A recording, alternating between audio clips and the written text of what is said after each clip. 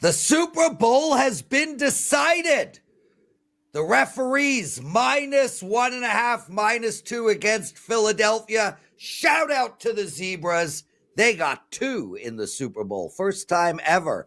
Great show lined up. We're going to do a deep dive. Who do you bet in the Super Bowl? What is your early thoughts? I would just go with the refs again. Why not? Seems to be the thing to do when a Kansas City team is involved. Teddy Covers will help me take a early look at the Super Bowl. He's also going to break down the Pistons and the Cavs. Andrew McInnis joining us.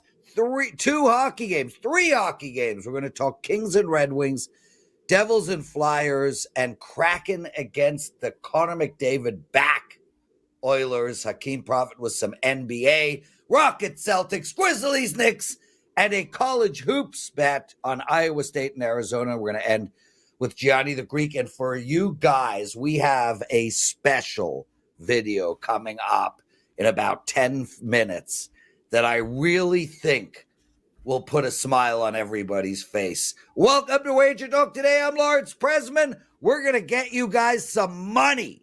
Teddy Covers joining us right off the bat. Teddy, you had the over in the Philadelphia game. Congratulations on a super easy winner, my brother. Yeah, well, I was sweating when they were missing 2-point conversions and missing field goals in the first half. Maybe a little crazy, but we had that flurry before halftime. It was all good. Obviously, no sweat there. Philly got over the total by themselves in the win over the Commanders. So it's good to close out the first part of the playoffs with another right side winner. It's been a really good postseason. 80% in the NFL playoffs in the first 3 weeks. So we've gotten the job done for the clients. And I'm ready, locked and loaded, Lawrence. The line came out last night.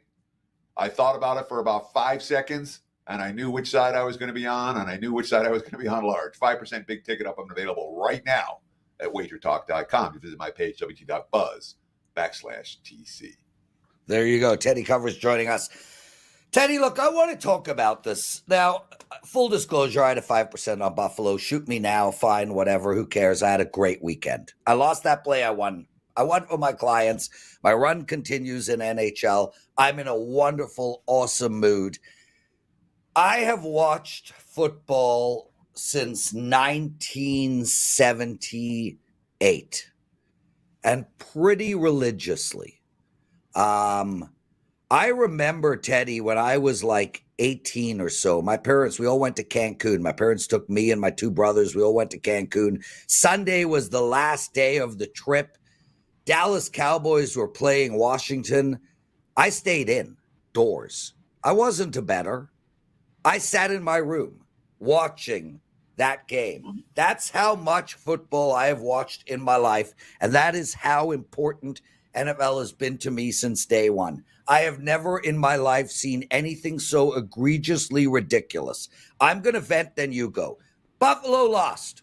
They had the ball in their hands. They could have marched down the field. It's totally on them. They shouldn't have let it be in the refs' hands. They should have gotten a little bit more so the refs couldn't make up bad calls. But it was Buffalo's game to lose. They had the ball. It's on them. I get it. With that said, I have never seen such horrible refereeing. The 3rd and 5, bad spot, first down. Then the refs do it again on the 4th down, bad spot. Cost Buffalo a chance at that football game. It was a 14-point swing. And that was only one of the terrible calls. Teddy, I know you and I disagree here, so why don't you explain to me how fair the refs have been in Kansas City games? So there's one call that everyone's talking about today. It's the 4th down call. That's the one that stood out as, well, did he get the first down? Because that play certainly changed the game. Well, you say he did. But he got it on the 3rd down. He got it on the 3rd down. But that's on Buffalo for not challenging. And Jessica writes in there, come on, Prez, it wasn't the refs. Jessica, I said Buffalo's fault for losing this game. But that doesn't justify the refs' egregious mistakes. Sorry, Teddy. Refs do what they do, Lawrence. It doesn't matter what sport we're talking about. In the NBA, we complain about the refs in the finals and this foul and that foul and the other foul. In baseball, we complain that, that ball was a foot outside. How could he possibly call that a strike? The refs are, at this stage, a piece of the handicap. And you have a choice between banging your head against it. Exactly. And that's my mistake. Accepting that that's my mistake. Yeah. I mean, but it was a very even game between the Chiefs and the Bills. All right, you look at the box score was very even. Yeah. And the game came down to one or two key plays. And the most key of all was that fourth down stop for Kansas City, which changed the momentum. That being said, even if the Bills get that first down, there's no guarantee they get into the end zone. There's no guarantee Kansas City doesn't come down and score the tying touchdown. The game's not over at that point. All right. Oh. And everyone's like, oh, well, if Bills get the touchdown, they automatically win. That wasn't the case. Nonetheless, we've seen and of course, the social media frenzy that our world is right now. Every bad call or every questionable call is automatically the worst call ever, and everyone goes crazy. Was KC the beneficiary of, again, some beneficial calls? Absolutely. Do I think the NFL is fixed? No, I do not. No, I do not either. And I wanted to go into that because I don't think it's fixed either. I don't understand what's going on. But I will say, Teddy, you mentioned a couple of things there. One, that this is happening in every sport all the time. Refs make mistakes. I agree. Never happens over and over again on behalf of a team like I've seen for Kansas City. This goes back to game 1 of the season. Houston is still pissed. Every game, Cincinnati got screwed by them in the season. Baltimore got screwed. Every game, the refs are making up shit. And I don't think it's fixed either. I don't understand what is going on. None of it makes sense to me. And the second thing you said was this game came down to 2 plays. It did not. It came down to 2 referee decisions. One was on when the ball clearly dropped. Like we saw it in the arms of the Buffalo guy on the ground. And yet they gave the catch to Kansas City. Then there was another one, I can't remember. And then there was the 2 on 3rd down and 4th down. So anyway, we're going to move on. But I just wanted to get that out because I just don't understand feel better? It. Nope. I'm sorry you lost your 5%, Lawrence. I don't, dude, I'm winning with my clients. I'm kicking ass right now. Dude, I'm on a 22-6 NHL run. So listen, early thoughts for the Super Bowl. I mean, mine right now is I like Philadelphia, but hey, I like the refs too. So I don't see how Kansas City wins with a neutral referee group. There won't be a neutral referee group. My first take on the Super Bowl is screw it. Honest to God, screw it. I don't give a shit.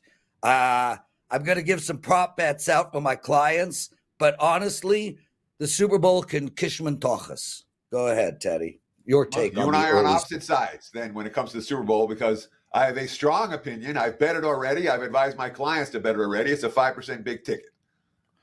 I'll break down everything, of course, about the Super Bowl, everything I can when it comes to the line came out last night. Drew Martin and I, of course, tear it apart on the NFL opening line report. We'll talk about historical trends. We'll talk about some of the first props that I've already seen that are posted. We'll go through the coaches' quotes after yesterday's games and the player quotes after yesterday's games. We'll get into a detailed analysis and of course, we got 2 shows for the Super Bowl this week. Focus more on side and total. Next Monday, we'll focus more on the props as the props come out throughout the course of the week. But Drew Martin and I will break it all down on the NFL opening line report, 10 a.m. Pacific, 1 p.m. Eastern, just after this show. We can certainly talk initially about where the money has come. The very first bets, okay, look headline in this game was Kansas City -1.5. Opens, Kansas City -1.5. The very first bets came for the Chiefs. 2s were popping last night. The money line, which was -125 at the open, was bet up. I was seeing -135s out there. So that first action came for Kansas City, but it didn't hold and it didn't last. And since that time, this line has settled in pretty much 1.5 everywhere. So the first twos got bet up, and now we've seen some buyback on Philly, and it's coming back down from money line standpoint. 125, still the prevailing number for Kansas City, but really there are minus 130s out there, minus 135s in that range as well. Take back on Philly as high as plus 115. I don't know that you're going to see a better number than that for the Eagles. If you want the Eagles on the money line, then the plus 115, they're not widely available, but looking at the WagerTalk live odds screen, they're out there right now. If you want Philly to win the game, I would not argue with the concept of grabbing that plus 115 right now. Again, I'm not convinced it'll be there a week from now or leading up until kickoff. Because remember, the vast majority of bettors that take Philadelphia are going to take the Eagles on the money line, not plus 1, plus 1.5, plus 2. So that line will be distorted. That's one of the things that happens in the Super Bowl. The money lines get distorted. When it comes to the total for this ball game, we have seen money for the under, and not significant money for the under. Open, there were 49.5/50 last night. I called it a split line when I was making my notes for the opening line report. And the 50s are gone now. So it's 49.5 as the opener. The markets decided 50 was too high for these two teams. And of course, we had 38-35 when they met in the big game just 2 years ago. But this year's Chiefs teams and this year's Eagles teams, both better defensively than the teams 2 years ago, and both more limited offensively than they were the last time they met in the big game. Certainly when it comes to the passing game for both of these two teams. Yeah, well, there you go, Teddy. You did your early breakdown on the Super Bowl. You and Drew have got that show at 1 o'clock Eastern today, the opening line report, guys. That show's a must listen to, so make sure to check that out. Teddy, you're going to get into the Pistons and the Cavs. Andrew McInnis, some NHL, Skee Profit, and Gianni the Greek joining us. Stay with us all the way to the end, guys. Great show. Hit that like button. My rants over Kansas City and the refs are over and done with. I'm happy. Before we get into Teddy's NBA game, I want to show you guys what me and the wife did on Saturday night. It was in my house. We were bored. We might have been intoxicated. Dan, Q. 3 milligrams later, and I don't know how Christopher Cross got on. Great freaking song, though, Teddy, right? Oh, for the love of God. You didn't just actually say that out loud, did you? Oh, my God. Are you kidding? Christopher Cross, Michael McDonald? That song's Run Like the Wind. That song's spectacular. Okay, I'll shut up. Thanks, Bill Sandoval. Guys, hit that like button if you don't mind. Teddy, you got an NBA game you're going to take apart today. I'm not going to set it up. Pistons versus the Cavs. I lost on the Cavs this weekend, -3. They were one of my few losses. How do we bet this game? So here's a little under the radar angle. We talk about Cleveland and Detroit for tonight. The Cavs have been a phenomenal point spread team all year. They've been making everybody money. But they're 0-5 against the spread. Their last 5 tries, laying -9.5 or higher. They were laying to the Sixers, Pacers, Raptors, Charlotte, Utah. Didn't cash any of those in this very same point spread range. And of course, Cleveland, there's certainly urgency tonight, right? 0-3 straight up, 0-3 against the spread, their last 3 ball games. The first 3-game losing streak of the season for the Cleveland Cavaliers. 2 of those against the Rockets, 1 against the 76ers. So before we talk about Detroit, I do want to let you know what's going on right now. I hyped my 5% big ticket in the Super Bowl, already locked and loaded. This was one I'm sitting around thinking about. This is one we're getting down on right now. And I do have a 3-pack available in the NBA for tonight. Just $29. Visit my page, wt.buzz/TC. 80% NFL playoff run, 80% NBA over the last week, showing signs of making some money here in January. And of course, we appreciate the likes, we appreciate the follows, we appreciate the comments. Tell me what you think in the comments below about this ball game. So Cleveland's been failing in this role, okay, repeatedly as a big favorite. They're in a bit of a funk right now. And the quotes coming out of Cleveland aren't super urgent. Kenny Atkinson, head coach, quote, I think this patch adversity is good. It's great. This is the NBA. It's tough. Let's see how we respond to this. We'll bounce back, and they will. And, of course, the Cavs did get Evan Mobley back in the lineup, his first action after missing about a week and a half or 2 weeks with a leg injury. So Mobley's back in the fold for them. But the defensive numbers for Cleveland have been problematic of late, and there's certainly urgency on the defensive end. Kenny Atkinson, quote, we're scoring 130, but it seems consistently now we're giving up in the 130s. It's just too much. We can get back to defending like we have most of the year. We'll be fine. Right now we're leaking in too many places. Detroit, all right, we talked about the Cavs, 0-5 ATS laying these points, 0-3 straight up for their last 3. Pistons, +5 or higher. Last 12 tries, they're 10-2 against the spread. They're 9-3 straight up in those games. That's a +5 or higher. Outright wins versus the Pacers, the Knicks, the Heat, the Suns, the Lakers, the Kings, the T-Wolves, the Knicks again, and the Rockets, all since Thanksgiving. Detroit lost their last game. Detroit off a loss, 6-1 straight up their last 7 tries. I understand Cleveland's the class here. I understand there's some urgency for Cleveland. I don't think there's enough. I want the Pistons. Pistons are moneymakers right now. Pistons have been a great dog. The Cavs have been a terrible favorite. And it's Detroit or pass for this better in Monday Night NBA. Again, appreciate the likes, comments, and follows very, very much. Mr. Prez, back to you, my friend. Teddy, I really do miss you, man. I appreciate you being on here. You're going to be on here every day. I'm coming down to Vegas in, 6 weeks, 5 weeks. I hope to see you, brother. Kick ass. Thanks for doing this. And guys, Teddy's NFL has been exceptional. He's killing it. 80% in the playoffs. He's got a 5% up for this coming Super Bowl. Don't even waste your time with me in the stupid Super Bowl because I'm pissed off about it right now. So go grab Teddy's 5% play.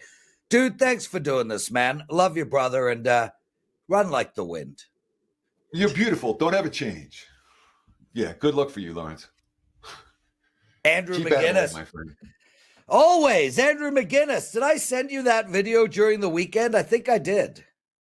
You did. I responded to you, and then you didn't respond back to me. But it seemed like I guess my message wasn't really responding worthy, but it just looked like you guys were having an absolute blast. That's all I have to say, really. I mean, you guys, that laugh and smile at the end, you got to love it. You got to love it, man. Yeah. Dude, it was so much freaking fun, and it just happened out of the blue. Anyway, guys, please, if you don't mind, hit that like button for us. Thank you. Subscribe to our channel. 6,000 more to get to 200,000 subscribers. So good. Andrew, we're going to talk some NHL. We've got Detroit at home today, taking on the LA Kings. Detroit's won 2 in a row, and under their new coach, they've been playing much decent hockey, much better hockey. They did lose 3 prior to that, but this is a Detroit team that now finds themselves in the thick of things for the playoffs. And they're really got a LA Kings team that's on a bit of a free fall. They just lost to Columbus. They've lost 3 out of 4. They've lost 5 out of 7. And yet they are minus 145. I'll tell you flat out, I like Detroit here, and I'm curious where you're going. Prez, look, I'm going with a strategy that I was texting with you about over the weekend. I've been talking about it a lot. People know I've been betting these team total overs for quite some time now. This is going to be a team total under 2.5 here on Detroit. We're getting minus 115 on the number here. And take a look at versus taking the favorite to get the job done with the 5.5 and taking the money line or team total over. More so just betting against the underdog and their scoring abilities here. A lot of times I do this with defensive-minded teams. If I like the Minnesota Wild, I'll take their opponent to go under. If I like the New York Islanders, I'll take their opponent to go under. There's certain teams where I'll look towards certain team total overs, but if the LA Kings are going to do well right now, it's not going to be because they scored 3, 4, or 5 goals. It's going to be because they limited the opponent's chances to create goals. And they're number 2 in January in expected goals against defensive categories. But hey, LA's offense has not been very good. But I think it's 9 or 10 goals in the last 5 games for the Detroit Red Wings. So despite winning or losing, they're still not scoring that many goals themselves. And LA will not be happy with their performances offensively lately. So What do you do when you're struggling? You go back to your true identity. You go back to who you really are, and that's a defensive team. So under 2.5, and Prez, my favorite part about doing that is that you don't have to worry about that empty net goal factor, because as you know, with 5.5s, you get that 3-2 game, the empty net's there, 4-2, and you lose your full game under. But if you take a team total under, you don't really care what the team that won the game does. As long as that team that you think will lose it stays under 2.5, you cash a winner. Just for the record, Andrew, and I know you know this, if the Kings are up 2-1, the empty net is still in play.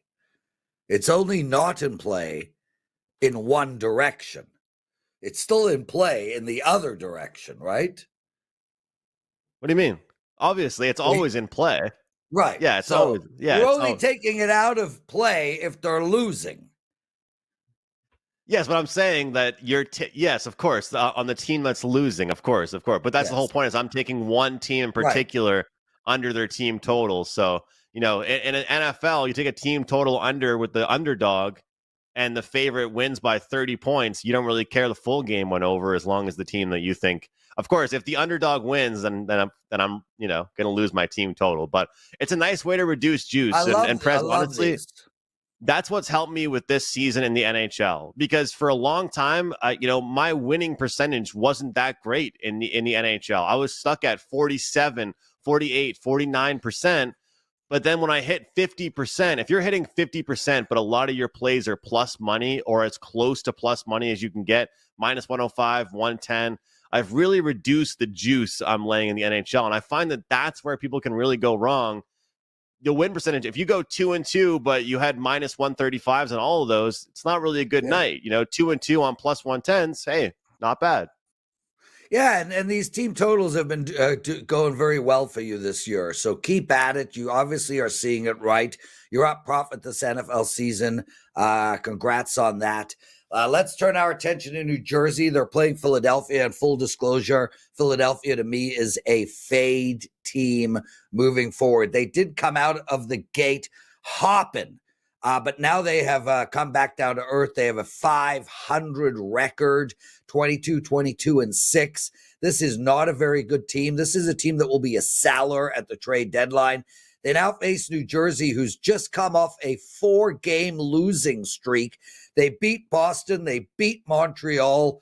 I think New Jersey is the play here at minus 145. Andrew, where are you going? Prez, I kind of like the under, and I kind of like Philadelphia. This is one of those games that's a bit weird, and I'm going to say one thing about New Jersey here in this game is that I'm a little bit worried about their goaltending situation. Yes. And the reason being is, Jake Allen, he took over for Montreal, so I've watched him a lot as a diehard fan when Carey Price got injured. And pretty much when Carey Price went on the LTIR, Jake Allen became the number one goalie. But as you and I both know, Prez, some goalies are really, really good number one goalies, but some goalies are just meant to be really, really good number two goalies. And that's kind of what I see with Jake Allen. So I'm a little bit worried the fatigue factor could be there. He might be starting a lot of games over the near future. And although, like you said, the Devils struggled for a little bit, and then now they just won back-to-back games against the Bees and against the Habs in OT, I kind of find myself looking at this game here. It's a Monday night, Devils against Flyers, two teams in opposite directions. Which team is more motivated for this game right now? I mean, Philadelphia, there's no denying it. It has not been good for them right now. You look at some of these scores for this team, they're struggling to score. It's like 1 goal here, 2 goals there, dominated against the Rangers. The Islanders shut them down. The only good news is they haven't played in a few days. And I think that, going against a team like the Islanders that are so strong defensively, getting to play against the Devils team that, according to some of the metrics that I look at, their defense has not been good. They've actually been getting bailed out by some goaltending over the past few weeks. Philadelphia plus 125 is intriguing to me conceptually and large scale. I couldn't agree more with you, Prez, about these two teams and the directions they're going in. But I do think Philadelphia could be live as one of the underdogs of the night here. And I do lean towards the under as well, because as of right now, Philadelphia, they're not really winning high-scoring games. So Small play on Philadelphia plus 125. Andrew McInnis joining us, everyone. Having a great NHL season. Andrew, what do you got to promote? Yeah, Prez, I mean, great NHL season, but 8-0 in the NFL playoffs. Have not lost an NFL playoff pick all the way through. So yesterday it was 2-0, very quiet. I know I'm not someone that talks a lot of NFL on the WagerTalk networks, but I'm pumped about that. I'll have some plays up, of course, for the big game, so you guys can join me on that. But plus 40 units in the NHL since early December on a really, really good run. Also number one at the website with 5% NHL plays. Very simple, Prez.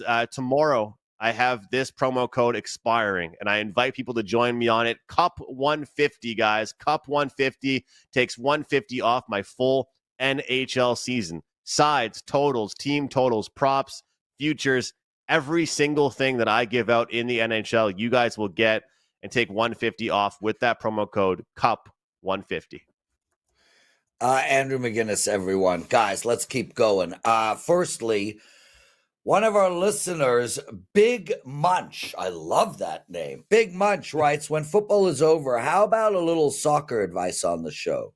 Big Munch, tomorrow, Pavlo's joining us, Championship League. We're going to discuss Man City, Bruges, and Liverpool, PSV. We got Stuttgart. We got a whole lot coming tomorrow. Paris Saint-Germain. We're going to be talking soccer tomorrow. Plus, don't you worry for everybody else. We got a lot of college hoops, NBA, and everything else for tomorrow as well. Andrew, I'm not going to set this up. I'll just say one thing. Oilers are 9-1 against Seattle. They've won 7 straight. They own this team like Kansas City owns referees. How should we bet this game? Yeah, it's funny how the people that keep betting against the Chiefs are the ones that say the referees are against them. I mean, if you know the referees against them, that's not the funny part. The funny part is the people who keep betting the Chiefs thinking the refs are neutral. That's the funny part. Well, I went into yesterday saying I don't need your opinion on this. Edmonton Oilers, you got your own show. Yeah, we try and stick to just hockey on that one, but we'll see. Look, well, most important, like you said, Prez, you're exactly right. The Oilers have owned, with a capital O, this Kraken team. They have dominated them. The big storyline, and which is why we're talking about this game right here, is Connor McDavid makes his return after a 3-game suspension, of course, with that kind of ugly cross-check that he gave Connor Garland of the Vancouver Canucks. He won't be happy after sitting out 3 games. We know what he's able to do. And let's be real here. The guy's going to have some rest. I mean, the guy is going to be rested a little bit for how much ice time he gets out there on the power play, out there in the final few minutes.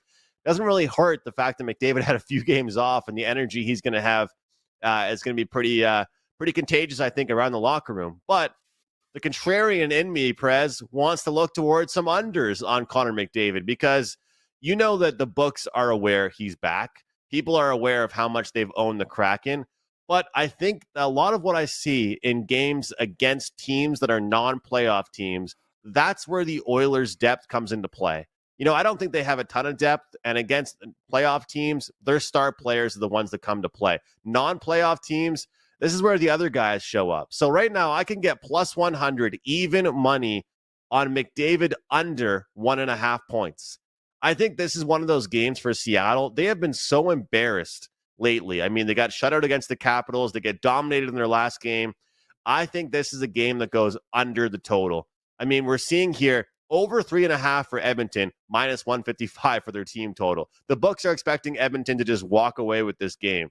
I think under is the play. I think Edmonton cruises to a low-scoring victory. I think Seattle has that kind of bend, don't break, protect your own end type of style. If you don't defend well against Edmonton, the game is over before you even go to the dressing room for the first period intermission. So under 6 is my lean in this game. I think we see defense from both the Kraken and the Oilers.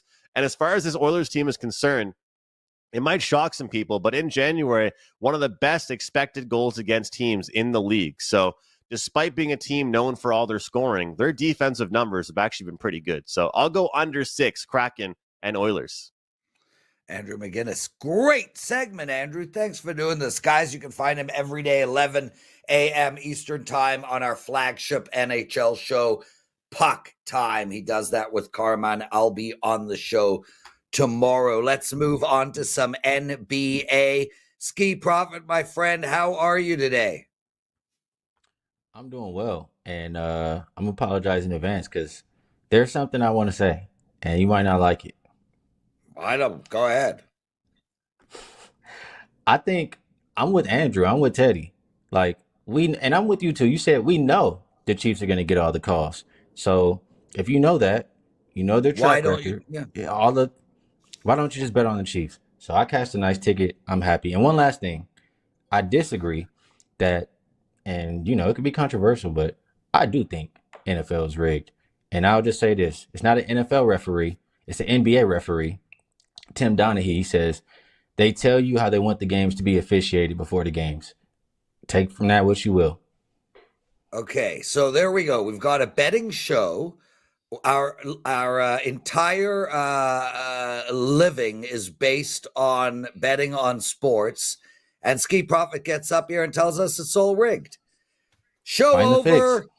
Johnny, Rick, close the company. Skee, Teddy, everybody, you're out of there. Dan, thank you. We're out.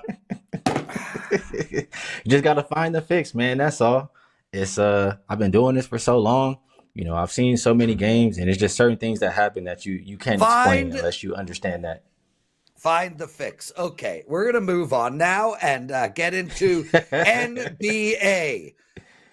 Just for the record, everyone, Skee and I are not on the same page on the fix, but I love Skee regardless. Rockets and Celtics, what's going to happen in the referee meeting? How are we going to find out about it, and how can we take advantage? Well, first thing that pops in my mind when I when I see this game is one, the Celtics have been very inconsistent. They lost a game, they won. They haven't been good as a home favorite. I think they're 8-15 against the spread, and just kind of winning one, losing one lately. It is their fourth game in 6 nights. They did beat up on this Rockets team the last time they saw them. I think they won by 20 something. And this time around, I think it's a chance for the Rockets to get a little bit of get back, or at least keep this game competitive. I'll remind everybody, the head coach for the Rockets used to be the coach for the Celtics. He was let go for some stuff that was going on, not on the basketball court. And I think he, wants to go in there and show them up. Like he's going to have their team ready to play with really good effort in this game. Can they hang for a full 48 minutes? That is a question, but I do think they come out and throw the first punch. They've been really good in the first half lately, 3-1-1 ATS. As a road dog in the first half, I believe they're 6-3 ATS. So in a game like this, that I believe is important to the coach, a Rockets team that I really trust defensively, a Celtics team who could also be without 2 of their starters. You have Horford and Derek White questionable.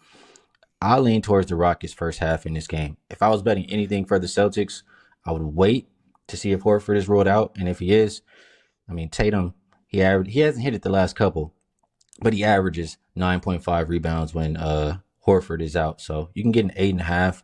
I think those are 2 ways to look at this game. Skee Profit, everyone. God, Skee, I want to spend an hour on this because Tim Donaghy said so. It's true concept. But alas, we'll move on. Grizzlies versus the Knickerbockers. How are you betting this game? My bad. I got frozen, so hopefully everything worked out there. The first thing that pops out to me in this game is the Grizzlies have won 6 in a row now, and they're underdogs. So I try to figure out why they're underdogs. It is also, I think it's this. It's their 3rd game in 4 nights, 4th and 6th nights. And all of these wins, like it's not really versus impressive competition. They're just kind of feasting, beating up on the weak. Now you face a little bit more of a rested Knicks team lately, and they are also coming off of a few wins. So just based off the scheduling spot, I really want to look towards the Knicks. Also, and I'm trying to look at it here, but I was thinking about the over. Yep. Grizzlies play up tempo. And I think in a game like this, the Knicks will be okay playing up tempo as well. So I think the Knicks are favored for a reason in this game. I'm trying to continue throughout the day to find reasons to back -3.5. It's the only place I would put my money. Skee Profit, guys, Skee is so good in the NBA. I mean, so good. Like, legitimately an incredible bettor when it comes to the NBA. We got a big promo up for you today, Skee. Why don't you tell us about it and how you've been doing in both NBA and college hoops? Yeah, so I'm pretty sure the promo, if you buy 30 days of college basketball, you can also get NBA for 30 days at just $1 per day. And I'm number one so far in college basketball. I believe I'm plus 27, a little bit under 28 units. My top plays in college basketball, 3% or higher, are 10-1. And I do have a 5% up and available for tonight.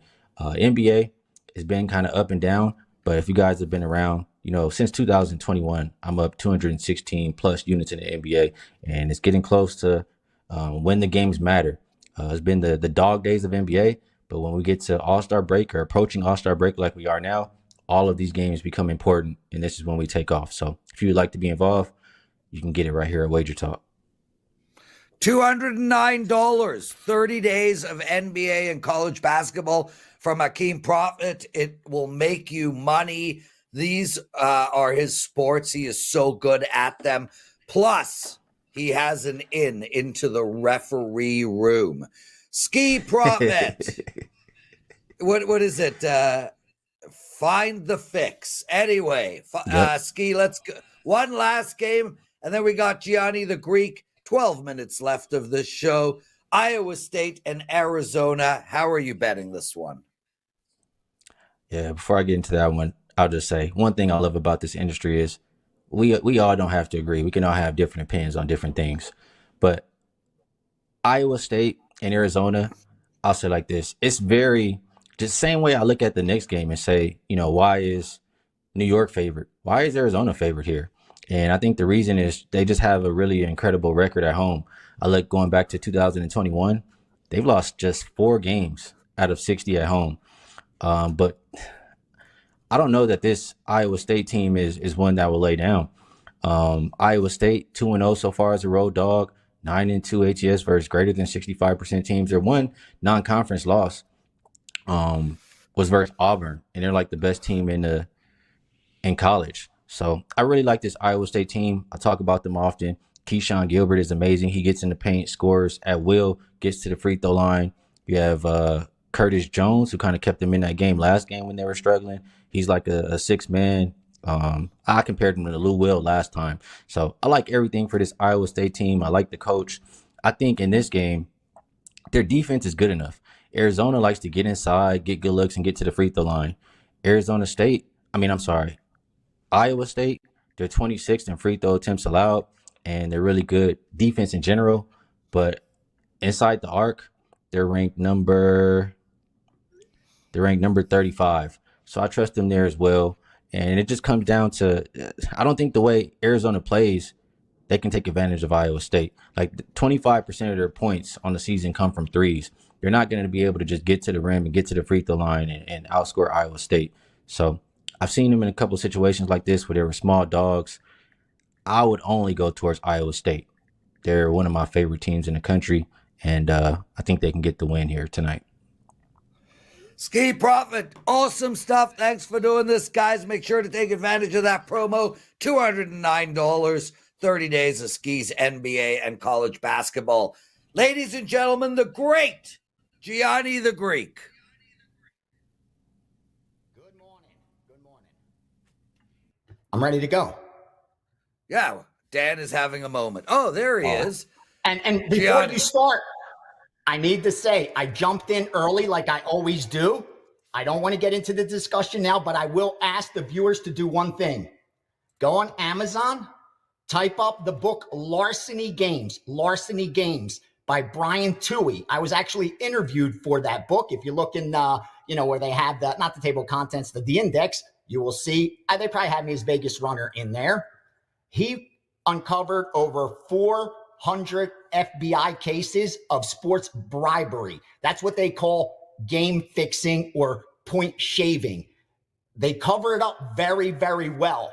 but it has happened a lot in the past. I'm not saying every game's fixed. I'm not saying these are fixed. I'm not calling anything out. But what I'm saying is there is actual legal documentation of Hall of Famers, of all kind of games that have been fixed, not alleged been fixed, meaning been proven that they fixed games, especially in tennis. That one is probably the most that they fixed, because a lot of third world, the third world nations, a lot of these players, they're never going to see that kind of money. They're never going to win a championship. They're never going to win a tournament where they get paid.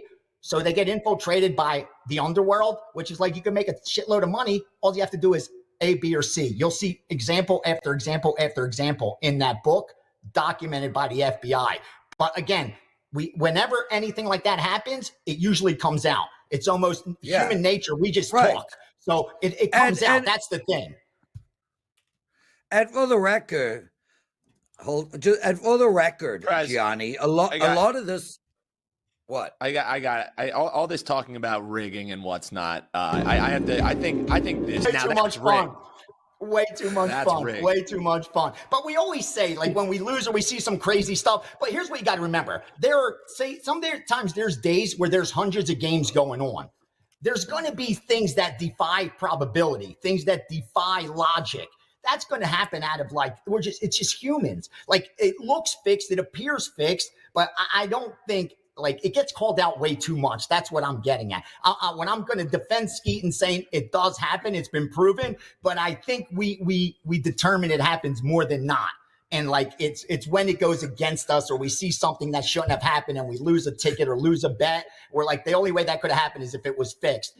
And that's usually not the case, because the fix usually comes on those more obscure sports, those teams that are like, you could actually infiltrate. It's not really happening at the highest level.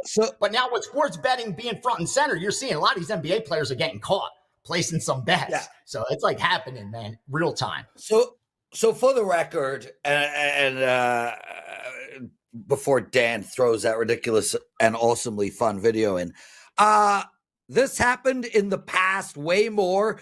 Athletes were not getting paid the way they're getting paid today. Exactly. Number one. Number two, it happens in tennis all the time, and it does still happen to this day in tennis. It happens in the periphery tennis tournaments, the bottom tier tennis tournaments.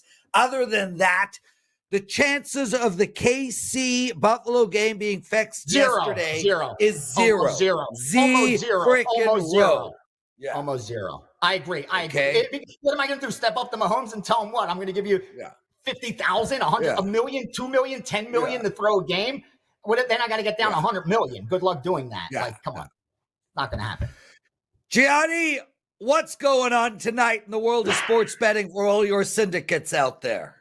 Everybody made a ton of money yesterday. It was such a good day for sharp bettors yesterday that I'm seeing everyone's waking up slow today, almost taking an off day as they're digesting what's going to be happening over the next 2 weeks when the props come out later this week. And then, of course, the Super Bowl the following Sunday. So it's a little slow, but here's what I got so far in college basketball for you guys. 871 Eastern Illinois plus 11. That's an afternoon game. I believe it's going off early. 877. That's the primetime game. No surprise. Under 134 NC State Duke. And that's actually getting over money from the recreational bettors. So it's going to be a sharp versus public type of matchup. And you're already seeing the sharps going under and not even waiting for that public money to push the line up higher. And then in the added board, 306-524, 306-524, Northwestern State at plus 4.5, forgive me. In the NBA, we have 547, New Orleans plus 1.5, pick 'em and minus 1.5. So I think someone's got to be sitting. Usually when you flip-flop a line, it'll only move about a point. This one's gone about now 3-point movement. So they probably know somebody's not playing, somebody's out, something along those lines. Right. And 553 under 220, 219.5, 219 Atlanta, Minnesota. Those are the only things that I've gotten down for these guys. I haven't released anything to subscribers at all. Coming off a beautiful, beautiful week. So there's absolutely no rush at all. You and me both, brother. It was an outstanding week of betting for me and my clients. A great weekend as well, even though I had Buffalo. Hey, you're going to lose some along the way. I had a couple of great prop bets. 124, Saquon. I'm going to do it again in the Super Bowl. I'm telling you that right now. There are times, people, and this is important, where you don't bet the player, you bet the number. 124.5 in a playoff game on the ground. I'll take that under 100 out of 100 times, no matter if Eric Dickerson or Jim Brown is freaking running the ball. Gianni, love doing this with you, bro. I hope you had as fun a weekend as I did with Vivian doing that video. And I actually did a bunch of videos. That's the only one I sent to Dan. I went bananas. Well, it's way too much fun. You're having way too much fun. You're having way too. I actually got beat on the. I got lucky with the. I bet the under because it was so sharp, so much sharp on the Eagles game. The Eagles went over by themselves, but I got saved on not betting the under on Kansas City because I didn't like how the line was going over. But more importantly, I started seeing sharp money come in over first half, over for the game. So it saved me. Like sometimes you got to just check your ego at the door, like and respect what's happening around you. I was able to do that, so it did end up well. I'm getting excited to talk about the upcoming props that are coming out. And again, and the Super Bowl that'll obviously everybody will be betting and talking about. But yeah, here's what's going on. Positive. It's been a really, really good month, more or less. And sticking to the low volume, no surprise. The results are coming. And finally, the Blackjack seminar will be launched for after the Super Bowl. We will be getting that up leading in the Super Bowl week. Subscribers, I've already talked about to them in the Steam room. So I'll share that on the show once it's official, Prez. I want to teach people awesome. Advantage Blackjack, brother. I'm going to teach them since we have the setup at WagerTalk. I already do the Steam room. I want to invite people in, and whoever's interested, let's go at it. It's going to be fun. Dude, that is so great. I am going to be in that meeting because I never play blackjack because I don't like giving my money to people. Anyway. It won't happen. I'll make you a favorite. Versus the casino. Have we seen anything on the Super Bowl yet? No, and you won't. You'll get it all in the props. Wise guys will barely get involved on the side or a total unless like they really feel the line is off. Kind of like Billy Walters did back when he bet the Saints when they won that Super Bowl because he thought it was just so off the wall, the number, that he had to put a 7-figure bet in. Unless some group out there sees something like that with this 1.5 where they're like, no way, Kansas City should be a 4+ point favorite. Or they say, no way, the Eagles should be favorite. That's the only way we're going to see this line move too significantly. It's right around where the books could just sit back and probably no chance of getting middled. So this will be a good Super Bowl to find a lot of value because of where the line is. Like everyone's got an opinion on this game and you're not going to see all that one-sided action. But remember this, by the end of this first week, you're going to be hearing this. Mark my words. We need the books need this. The books need this. The books need this. Right. Because all the money's going to be bet on one side the first week, and then the other side gets bet in the second week. That always happens. So don't be feared of the early money. Don't let that scare you. Lucky to have you, brother. We'll see you tomorrow. Gianni the Greek, everyone. Shout out to Dan Alexander, Teddy Covers, Gianni, Skee Profit, and Andrew McInnis. What an incredibly fun show. We got a great lineup for tomorrow. A lot of basketball and some soccer coming your way. Have a great night, everybody. Make sure to bet my NHL play 22-6 run. Lots of love, and we'll see you tomorrow.